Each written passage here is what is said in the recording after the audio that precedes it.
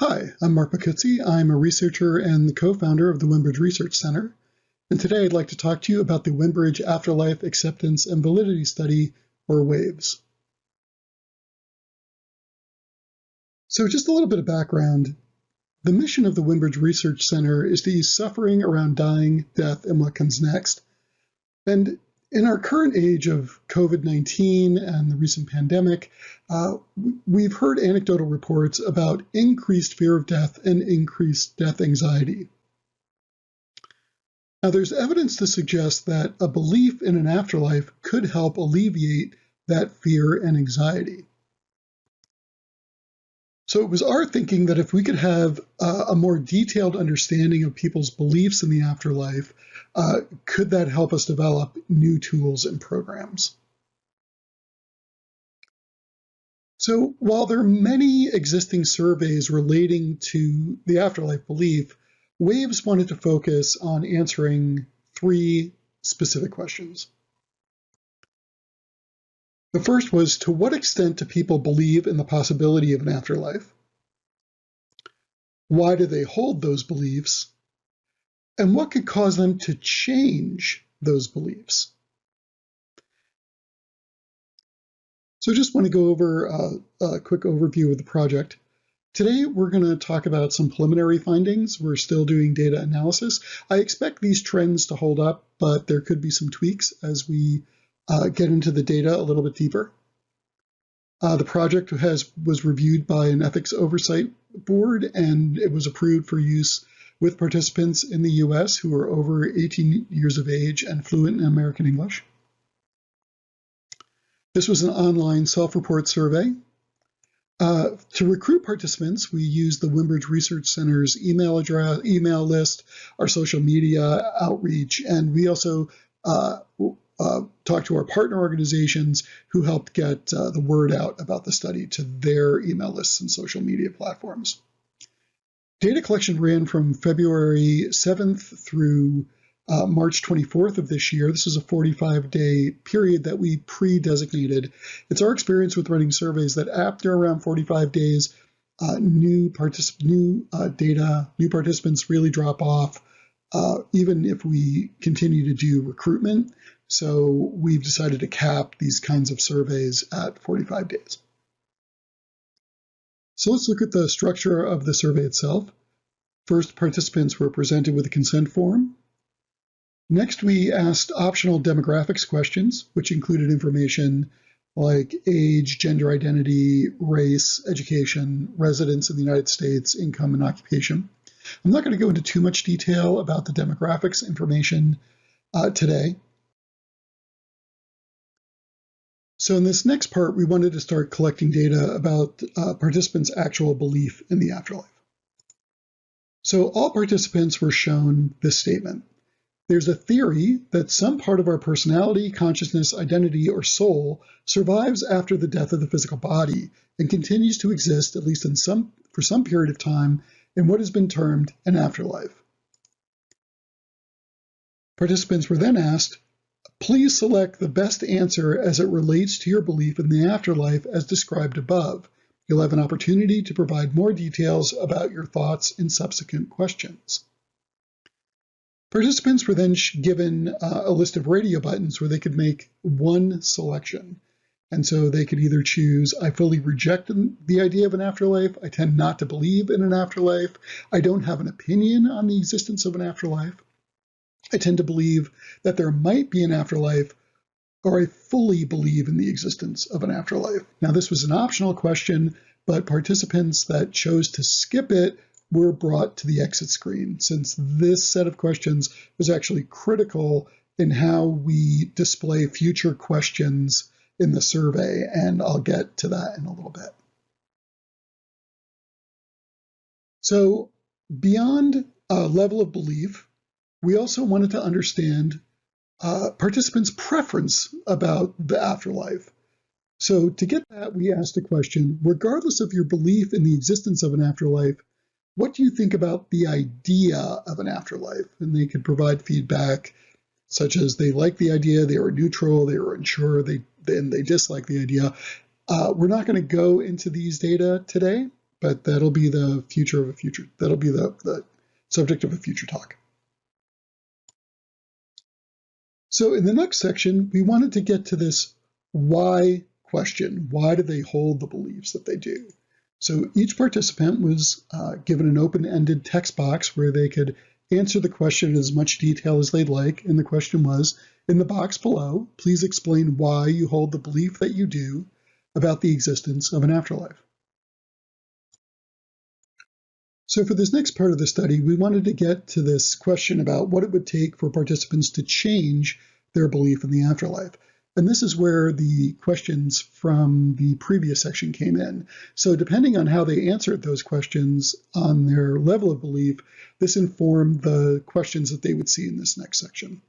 So for example, if a participant said they fully rejected the idea of an afterlife, they were asked, what sort of experience or proof would be required to change your mind and allow you to fully accept the existence of an afterlife?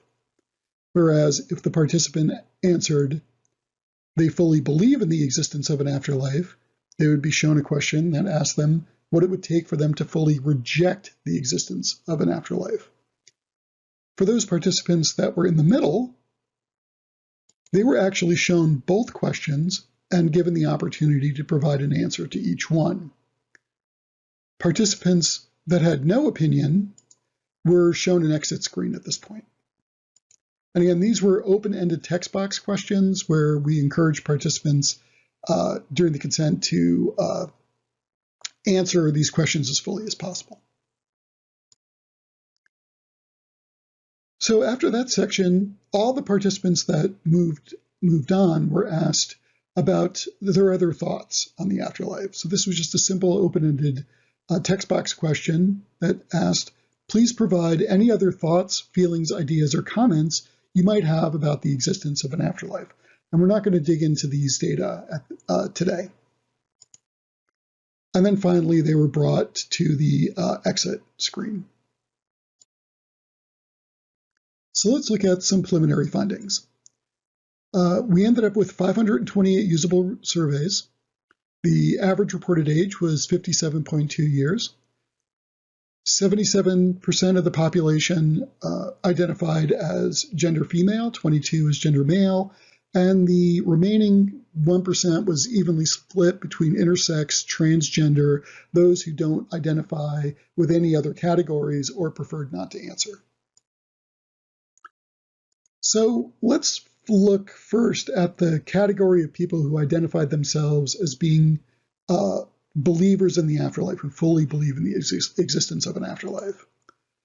And specifically the question, please explain why you hold the belief that you do about the existence of an afterlife. And when we looked for themes in that answer, what we found was that 65% of the respondents indicated that there was some personal experience that they had which helped them form their belief in the afterlife. 15% said they had performed some sort of personal research, whether that was reading or other sort of personal exploration that they had, which wasn't specifically afterlife related to an afterlife, a specific afterlife experience. Others, 15%, cited cultural or religious reasons, and 5% said they just knew, even from a young age, they just instinctively knew that there was something beyond the physical life that would happen, continue after the death of their bodies.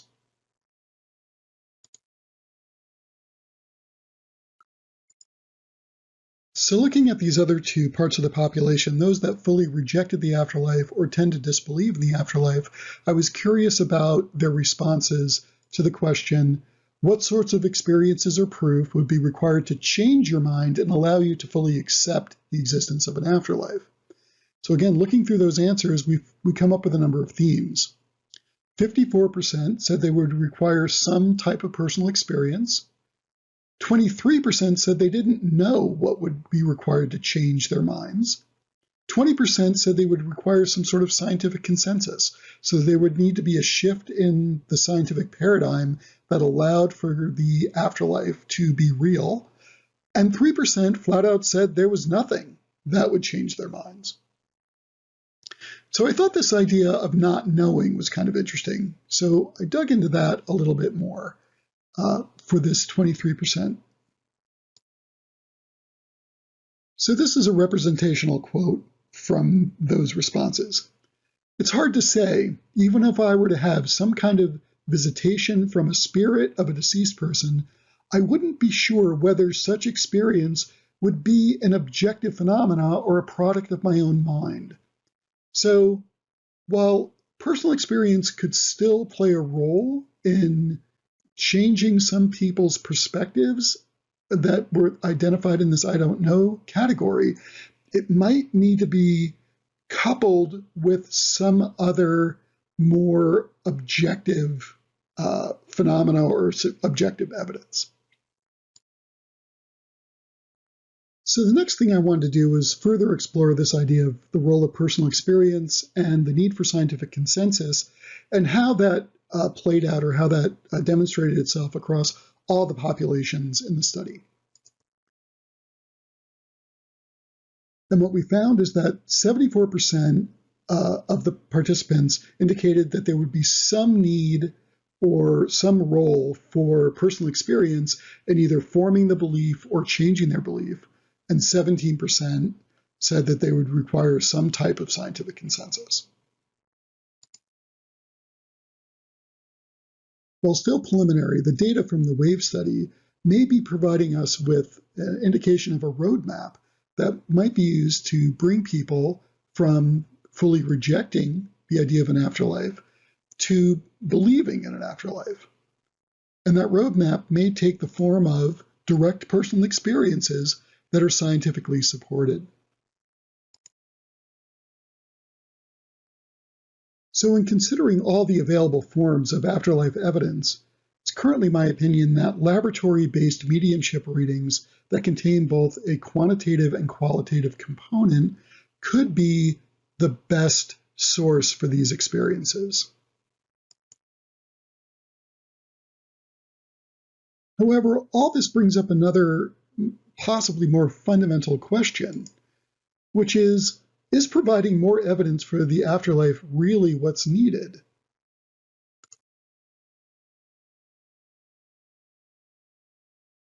Throughout the years, there's been a number of surveys that look at afterlife belief in the United States. And so while these numbers tend to change a little bit here and there are some basic trends that seem to be fairly consistent. So in short, around 80% of the current US population accepts some form of an existence of an afterlife. 10% flat out reject it, and about 10% are unsure. But given this high level of acceptance, we're still faced with death anxiety and fear of death in our society.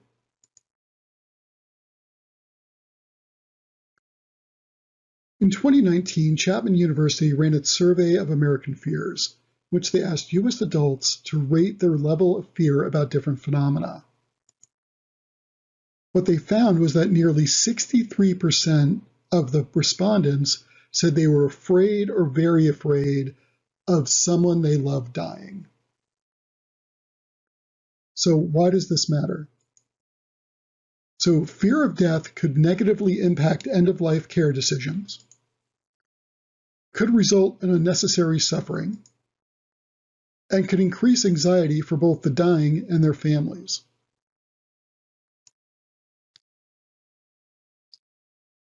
So what this tends to indicate is that belief in an afterlife alone may not be enough to help alleviate suffering and death anxiety. What we may need to do is expand this idea of belief in an afterlife to include a better understanding of the continuing relationships that exist between the living and departed, and to provide more information about the nature of the afterlife, what we've been calling afterlife cosmology. And these three things taken together may actually provide the proper framework for alleviating suffering around dying, death, and what comes next. So what are next steps for the study? We still have some more data to look at and review, so we're going to continue with data analysis. We may present findings in an upcoming conference, or we may just go directly to publication. We're not sure yet. But regardless, once we get a publication in hand, we'll create free educational materials about these findings, which is what we do with all of our research. And then we'll develop or expand upon programs exploring afterlife relationships and afterlife cosmology. Some quick acknowledgments. I'd like to thank Dr. Julie Beischel, the Windbridge Research Center's Director of Research, my research partner in this project, Lisa Comboy, the project supporters, the research participants, the Windbridge Research Center supporters, and of course, you for taking the time to listen to this presentation. Thank you. If you're interested in the work of the Windbridge Research Center, I'd like to invite you to visit our website at windbridge.org, where you can access all of our educational videos, fact sheets, updated news, media, a listing of our peer-reviewed journals, and you can even join our email list if you'd like. Thank you for your time and attention.